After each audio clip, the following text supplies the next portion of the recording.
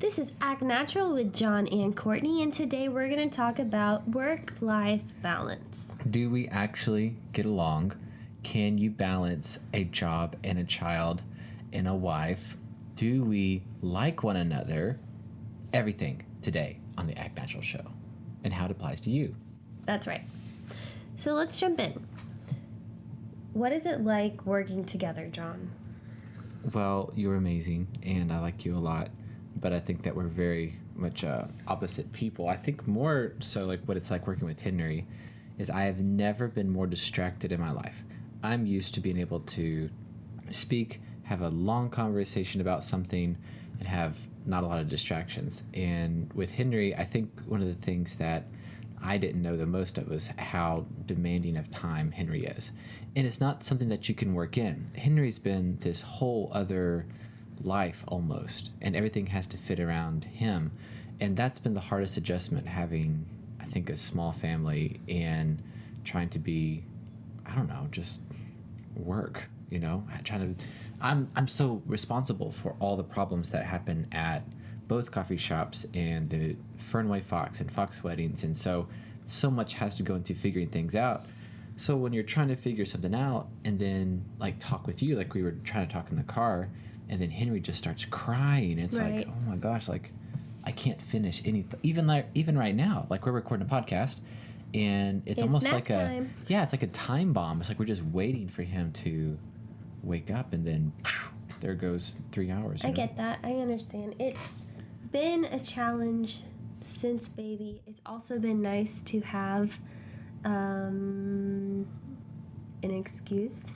What do you mean excuse? So Henry is the perfect excuse for getting out of something. Oh, see that, and that's how we're a little bit different. I think I really welcome a challenge and want to dive into the details and work really hard. And yeah, so if you had to say what it's like working with someone that's your opposite, I would say challenging and rewarding, if I had to put it like that.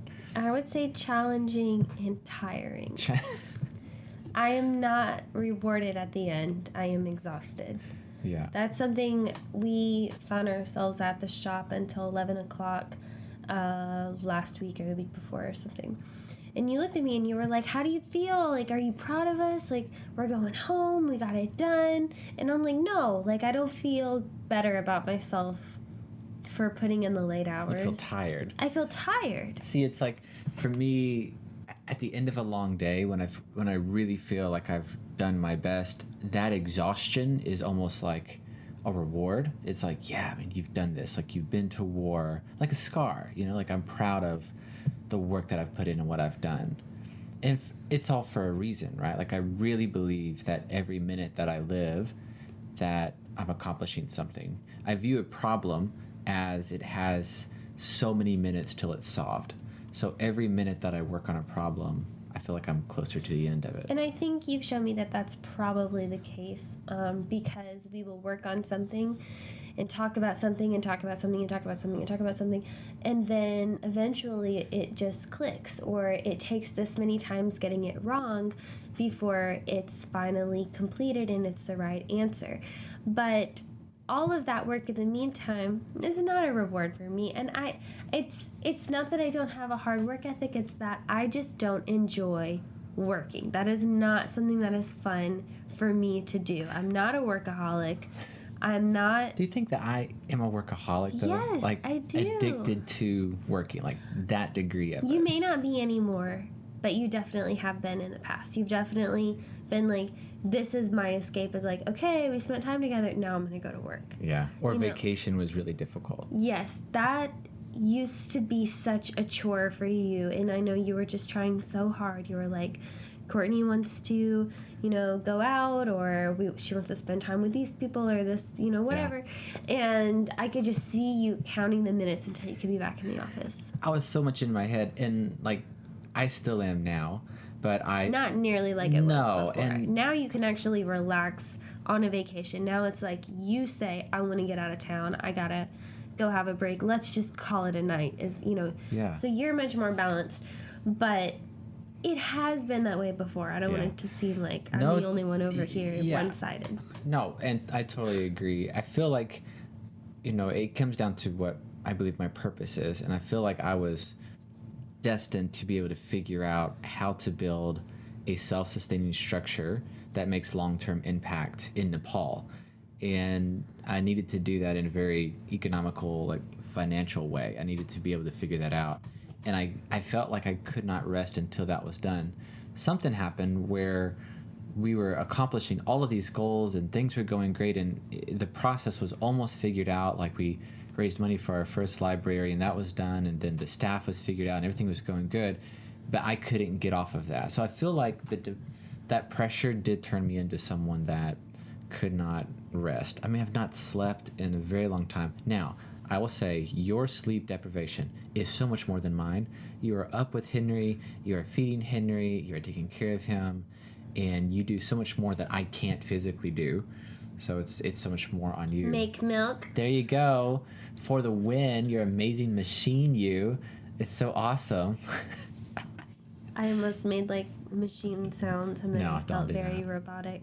So I guess the question was, though, because we keep on running off on tangents, though, what has it been like working through that? Because you've grown so much of really not understanding where I've been coming from with this insane drive. And I feel like this story is really similar because I've talked to a lot of couples. I'm not going to mention any of the people's names, but we've talked to a lot of people, and it seems to be like either it's the wife or the husband. Either one of those is this driving passion, right? Super go-getter, and the other one's more chill. Like opposites attract. Well, this struggle this has been one of the hardest things in my life. I think figuring out how to become more balanced and like respect your viewpoints and to know the boundaries of like time spent on work. I mean, without getting too, into it. I mean, how do you think we're doing? I mean, where do you think we're at? So we're doing better. Let me start off by saying that. If I'm going to start at the beginning, it all comes from expectations. Yeah. So you've got your beginning of your relationship expectations of like, I just want to, fall in love and I don't want to work. I just want to get to know each other. But then whenever we started a project so early on in our relationship that was all consuming, then so much of who we are in our own relationship became the work. Yeah. And it became any extra minute is spent on that. Your conversations are, guided by that. And eventually it was like, okay, well, what else is there besides the work? And for me, that was everything. Right. But for me, it was not enough. Right. Because I think at the end of the day, it's great that we're working on this project and it has become so consuming, but, I want the rest of that love story in there too. Yeah. And I think that we've really been able to find that since then. But then we have our expectations with marriage and what that means and who's supposed to do this. And I wish so badly, and I don't want to cut you off, but I really wish so badly that we would have been able to sit down or been encouraged to sit down and list all of the expectations that we thought the role had, right? Like, what is a wife? What do I expect of that position? What do I expect of like my wife to do? And it even sounds weird saying it, doesn't it? Like, what do you mean? You expect me to do something? My wife. You better step away from my wife. No. I just had all of these extremely traditional views on like what a wife should be and what a wife is, and I automatically assumed that Courtney had the same views on everything because we didn't disagree a lot, but then again, we didn't have much time to disagree because everything was so focused on project, right? And so we weren't able to have a discussion and come to terms before we got married on what we thought that I should be doing and what you should be doing. And I jumped into working right away. Like with teaching? Yeah. I got a job teaching right after graduation. we were still continuing our missions with Letters in Motion, and I believe Runaway Fox started shortly after that in my first year of teaching, I think. And in my first year of teaching is when we got married, too. And so there's a lot going on, and there's not really room for, I expected you to do this, well, I expected you to do this. And those kind of arguments there just wasn't really room for it. But I think in the end, or I guess where we find ourselves now, we found more of a balance with it. It's a huge help that I don't have the traditional work schedule anymore. We still work together. Some. I think that we do. I would qualify the 20%, some. maybe 20%. This is working together right now. We're working. Absolutely, but I mean, as all in all, so everything that I'm involved in, everything that I do, and that's 100, right? Your involvement in that on the forefront, what percentage do you think? I would say it's less. I would say less than before. Maybe 30. 30? Sure. Because I also put all the brainstorming sessions. You have to. I'm going to put that underneath That's work. Bandwidth being spent. That's it time. Is. It's my time being spent working on your problems. Yeah. See, I view it as our problems. Sure. Our time running together. Yeah. To accomplish a common goal. But I think the goals might be different. And for me, I believe that putting in the time and putting in the work to accomplish what I want, right? So what do I want? I want, and to kind of overlap with what you're saying, I want a house, right? I want a house. I want a big yard, right? I don't need a big yard. I want a German Shepherd. I love German Shepherds. I do not need a German Shepherd. Okay, this is not going very well. I want a car. I only have one vehicle, right? I sold the car to get the building. Yeah. So I like the car we have. Yeah, so I want that. So all these things add up to this big goal, right? That goal equals X amount of hours. Let's say it's 100,000 hours of work, right? So then I'm totally okay with sacrificing the majority of my day to put in the work so I can cash that in early. And early, I mean by 30. I'm 27, birthday's in August. So, 30 years old, if I put in this time, man, I'm going to cash in, right? I'm going to get the house, the car, not the dog, right? Half the yard because you don't care much about it. And then I'll have all this stuff going. So I view that as it's so singular. It's there. But what you've taught me is, well, we have to take pauses and we have to have a life beyond that. I think the workaholic thing is where that becomes life. Right. And everything else becomes secondary. And work should never be primary. And man, just saying that is hard for me because I love work so much. Man, I love it. I love the stress of it. I love the pressure. And I love it. I love the result of that work. Yeah. I love seeing that finished wedding film. It brings tears to my eyes. I love seeing these people in our coffee shop drinking our coffee, bringing their family here, out-of-towners, making memories, going on dates. Now listen, I'm going to be straight, right? So this is the difference between a business owner.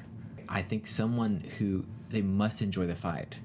You will never build anything if you don't enjoy the fight. But someone who wants to build a business that is married to someone who might enjoy having a business. And I don't think that we have this figured out yet, but I feel like we've come an extraordinarily long way. And my perspective has been so greatly impacted by Courtney's enjoyment of small moments and what life honestly should be about. And Henry, I think, was what tipped the scale for me. When I saw how fast Henry is growing up, when I saw that we brought life into this world, oh my gosh, the most magical thing. It shifted it for me where that ended my I must work all the time. This is what all it's about. He changes every day. Yeah. I've come home early. I used to come home at late, man. Oh, I know. We're 10 o'clock, 10, 11, and then we were I turn around and you're here now, and I'm like, what are you doing here? I'm just surprised. Right? Get back out of the house. So what advice would you give to people that are like us? I don't have advice. I don't know if I do either. I don't know either. I think going back to expectation and laying that out and creating a game plan. If it's going to be opposites, then there has to be some type of mutual understanding. Because so much of everything that I do is can be like misunderstood, you know, the reason for the work and behind that, and then the lack of showing appreciation for small moments, you know. Right. Like, I think it's really important that we both make time for each other to go on walks. John and I love that we do that. John and I go on walks. Like 2, 3, 4 times a day. Yeah, dare say 5. Dare say 5 if we're really working on a problem. And that's part of it. We go on walks for different reasons. So John will say, I'm working on a problem. Can we talk about it? And so for me, I'm going to need a walk after my walk because that was not enjoyable for me. But it was necessary and it was important for him. So yeah, I'm gonna do that. And then later at the end of the day, whenever it's dusk or it's a little bit like cooler outside, I'm gonna say, John, let's go on a walk so we can go be out in this air. And he's like, yes, absolutely. Let me pause where I am editing. Let me come back to this tonight, and let's go. Let's go before the sun sets. And you make time for us, yeah. and we do that together. So I think that's one thing that no matter what, we always come together to do. We always make time for that. And even though the walks may be for different purposes, they may serve different purposes, it's something that I think is kind of like our middle ground. Where do you think that in your passage you've learned that? How'd your parents teach you? Was your mom and your dad opposites and different? I mean, I think about mine, but what about yours? Okay, so that's interesting. Because your dad's so cool. Like Don Pearson, he's so cool. He's a ex-Marine, air evac, mechanic. So cool. We did a bunch of films with him. Don's He's a cool Lemonade. guy. Everyone that knows my dad knows how awesome he is. Really big beard, loves to cook. They automatically decide that he's the coolest dad ever, and then, you know, just accept it. Just there give you him go. The yeah. title, coolest dad ever. Well, how is he? Because, like, I think he's changed. Like, I look at him, I'm thinking, man, he's done a lot. Like, he's accomplished. He's, like, right now, he's in Yellowstone, right? Right. He's in Yellowstone National Park, and he's over there managing different cabins, and it's kind of like the simple life. So he'll... Back to the basics. Yeah, back to the basics. He will help solve problems and stuff. Anything from housekeeping to maintenance to giving someone directions to purposely asking them about their trip to give that person the joy of sharing a good story. And it's all about just being outside, and I think he's loving it. Yeah, and I think he's really chill. But was he always like that? So, no. And part of that is because of his stressful professions. He always had a lot of stress on him. He always had a lot of expectations and a lot of responsibility.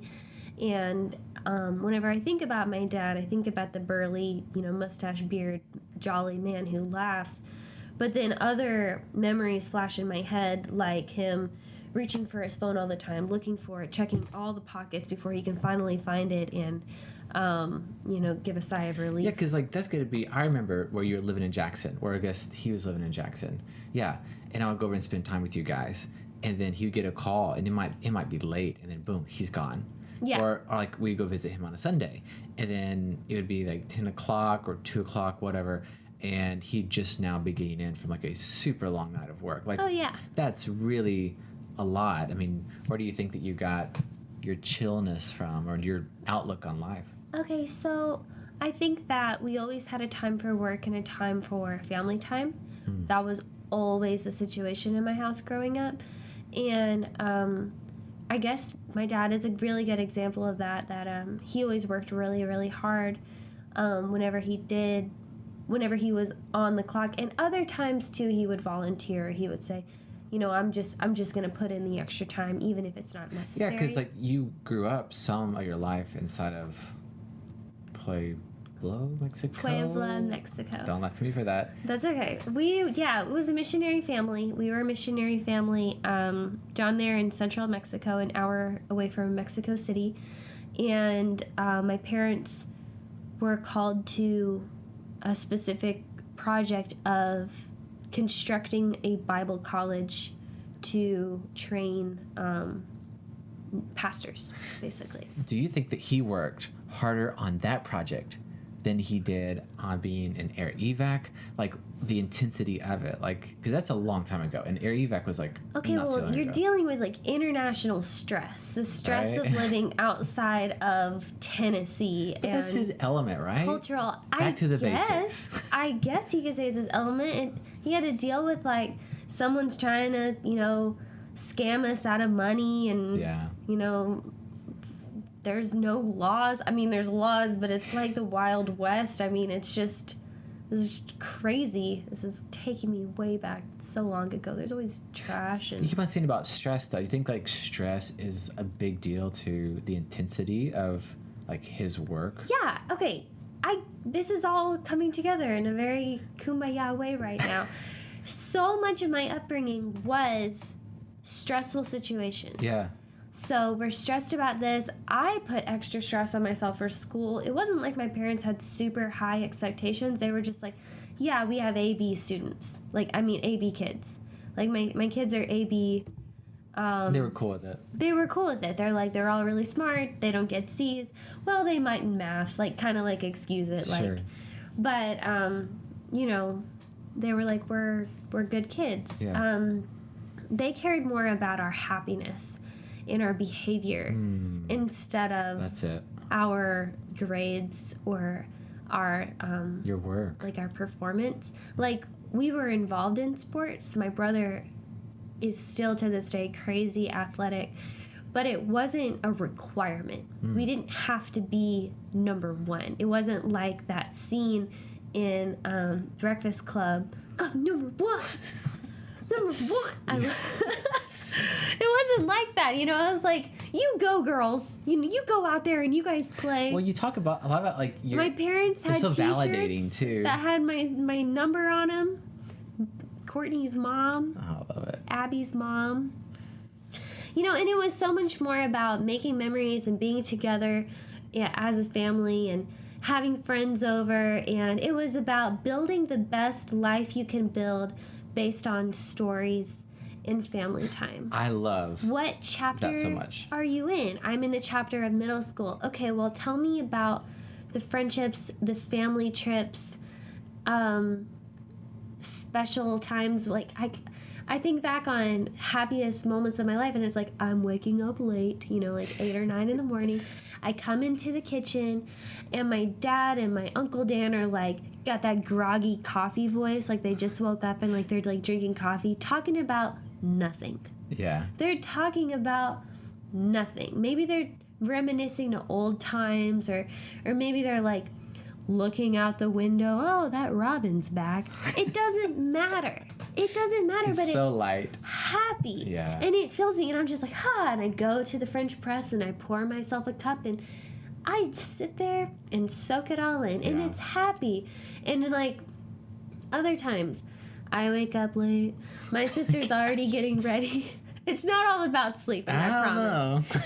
And my sister's got, Kings of Leon on her. The Yeahs. Like, she was the playlist of my life. She knew what I wanted before Yeah. I knew I wanted to listen to Every it. time I ever stayed there was always music going. Don was like always in the kitchen or outside grilling something. And there was always some sort of story being told. Yes. And that was so unique for me, like coming in from an outsider into that. Not that my family never told stories, but it was so enjoyable. It was like we're together, and it was all about that togetherness. They're very close-knit. I'm kind of close with my family, nowhere, not even on the same scale, if you talked about closeness that you are with yours. We're like woven. Like, my mom is going to come up and like give me a back rub, or, check on my brother, and it's just, we're all just close, but not in like a creepy way. I feel like when you talk about families being close, it's always like, I don't know. No, we were just like, we genuinely wanted to hang out together. Part of that's because for a while, like, my brother and I didn't have other friends because we moved so much. So we would be like, yeah, I got those friends from 3rd grade in Virginia, and be like, cool. No, I've always wondered about your dad and like the impact that he's had on your life, because his job had been so stressful. I think that you'd seen that like really weigh on him and like tax him. Right. And that the reverse of that was like, hey, there's these moments that are not consumed with that, and we're going to make the most of them. And so why not spend more time working as hard as I can to have those great memories and those great moments with my new family now, than to spend that extra energy on a project. Now, I am not naive. The projects lead to results. The results lead to, money in the bank account, so that we can have a house, so that we can, not be wet during the rainstorm. And I'm not naive like that. It's just my default setting is relaxing, and then I go to work. I've never thought of like real honesty. I didn't know where this conversation was going to go, but I really feel like I've enjoyed it. No, I have too. I've gotten to talk about my fam, kicking it. But thinking about like I always try to trace things back to why, and that makes a lot of sense. Like, he has had an enormous like stressful job, and he created this environment where it was all about those moments outside of work. And it's not that there's a devaluation of like, I don't think that's a word actually, like there's no devaluing of work itself. No. At all. But it's not what it was about. And I think in contrast with, like, for me... And I have to pause and say, my mother too. Definitely my mother too. It was not just my dad. Yeah, it's absolutely. all of us. I mean, we just got back from Memphis, like spending time with your mom, and it was an awesome, like, relaxing trip. But mine was different, and I am thankful for my childhood. I'm happy about it. It also very much made you who you are. There's the statement. Got that out of the way. It was hard, man. Like, we owned a barbecue pit. It was whole hog barbecue. It was, we could cook up to like 6 hogs at a time. I was a teenager. I was young. I was 12. That's not a teenager. I was 12. I was working in the mines. Preteen. Oh my goodness. Digging out all of that pit grease, solidified with that sand, forming concrete, digging it out with the pickaxe in the corners, shoveling it all up, and throwing it on this almost fake island built up from all the ash. It was very difficult. And I was always greasy and dirty, and these hogs like yield lots of grease, like 10 gallons of grease a piece. And so you burn down the hickory wood, you get a long shovel, you get those coals, you take them into the pit, you fire the hog, it cooks for 24 hours, you get the hog, you put it inside, and you got to clean that pit. And you got to make sure it's hot when you clean it out, so none of the grease like solidifies at the bottom. Yeah, that was my life, man. How are you not a vegetarian? Yeah.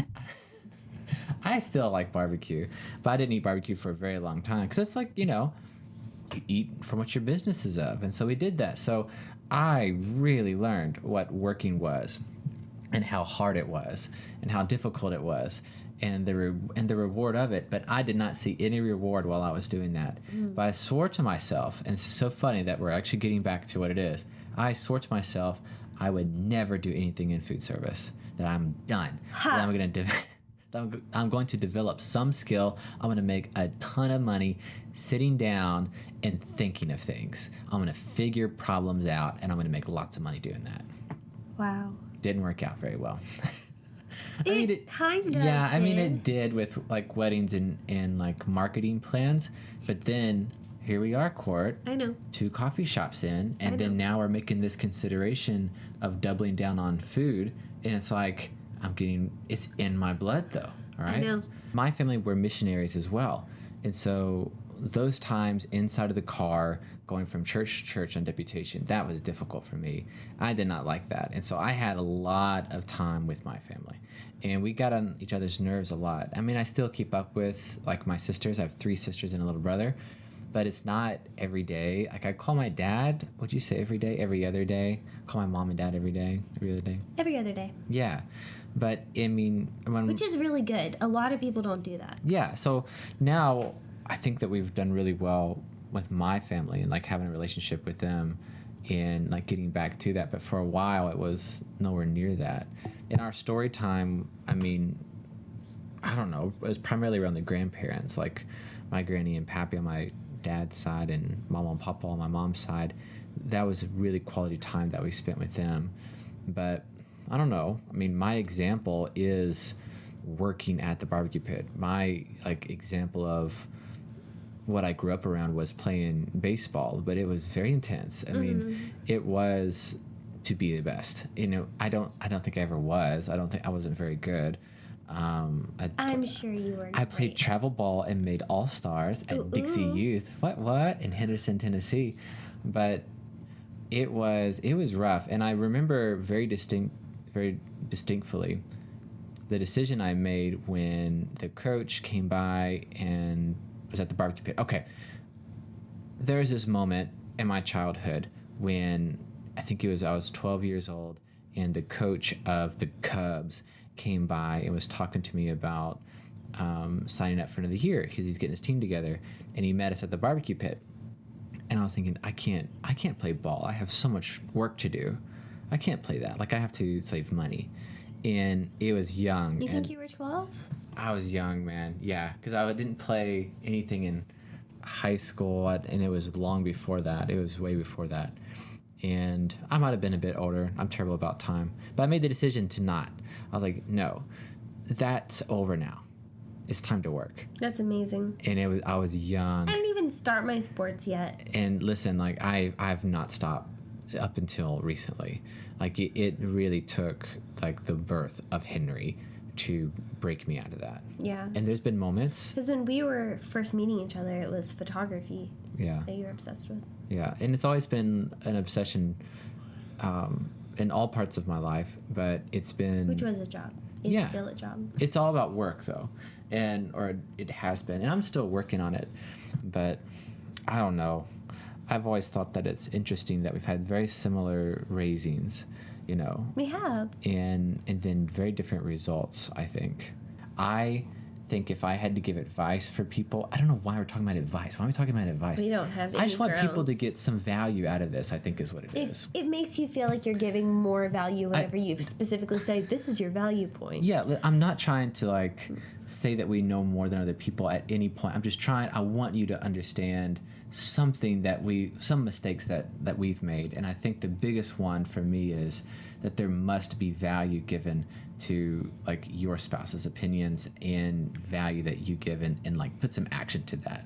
Because just because I felt like work was everything and that we had to put everything on hold to achieve our goal of the house, the half yard, and not the dog, right? Like, I think that now it's all about those moments in between. Mm-hmm. And those hold the same value. They do. I hear you. They do. I know that. And I do know that. And I still struggle. Like, just to give you some proof, right? We went out on a trip, right? Yeah. Why'd that happen? Gotta go. We had to go take a break. I was too consumed with it. I caught myself doing that again. Boom. Gotta go. And we it did. Wasn't long. It was a one night. It was two afternoons and one night. And we reset. Yeah. I think it's important to know where your partner's at and meet them halfway. So, like, for me, I'm not anti-work. I feel like that's the color I'm being painted. I didn't paint you that color. I mean, you're wearing that yourself. You helped me find a new gear, because whenever I was teaching 70 kids, I was a full-time teacher. And then I'd come home and I would work in the coffee shop, or I would come home and, even better, prepping for the coffee shop, like sanding wood and painting floors and mix and mortar. Okay. You know, like stuff like that. Or you work all week, you do a, what is it called, presentation, and then you've got a wedding or two weddings that weekend. Yeah. And you're on your feet for hours. Yeah, I love it. I love it too. I love weddings. I really, really, really want to shoot a wedding. It's been something I've really missed since Henry. But I'll have my chance again. I'll be back in the field soon. I'm really excited about that. But like I would have just thought I've hit my limit. But then there's just like whenever you're running, it's like there's another gear. I can go faster. I can go farther. See, I can work harder. I don't want to keep on. I can stay up later. I know you can. And I can run, and I can grab the bride's dress that is about to get caught underneath the golf cart. Yeah. Which it did. That's for another time, I guess. I can't wait to share wedding stories. Oh, we should do a segment on wedding We stories. should, like, the time that the dress got caught in the golf cart. Or And then I pinned it back together with there's safety so many pins groom before stories. the first dance. so many groomsmen just getting drunk and then falling off things. Woohoo! There's like a whole category of that. Oh, I'm excited. Okay, we need to wrap this thing up. But yeah, this has been a different type of podcast experience, I think, for us. This has been nice. Well, we've not had a whole lot of I mean, experience. a whole 2 podcasts. I'm feeling great. I feel like we've got this under our belt and we can shoot off a couple more. Okay, so when's our next time of broadcasting? I'd like to go weekly. Okay. How are you feeling with that? Yeah, let's do daily. Wow. And then see where that gets us. I'd like to maybe come back to that. Okay. Well, that's it for now. Thank you guys so much for tuning in to the Act Natural podcast with John and Courtney. We will see you in the next one.